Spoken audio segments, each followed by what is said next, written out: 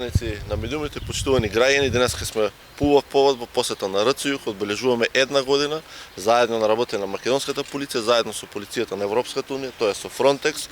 Ова е значен договор кој е постигнат за нашата држава, се со цел да ја одбраниме и нашите граници и границите на Европската унија од приливот на мигранти. Тоа успешно го правиме од 2015 се до денеска. Исто така, овој договор има една голема историска важност, бидејќи Министерството за внатрешни работи, тогашниот министер Оливер Спасовски ја имаше честа да го потпише првиот договор со Европската унија на македонски јазик. Со тоа ги урнавме сите лажни вести дека јазикот е продан, јазикот не е заштитен, и во оваа прилика би сакал да и се заблагодарам државната секретарка Маглена Несторовска, директорот Сашо Тасевски за сите напори кои ги направија во тој период договорот да биде каков што е денеска на македонски јазик и успешно да функционира на територија на Република Северна Македонија.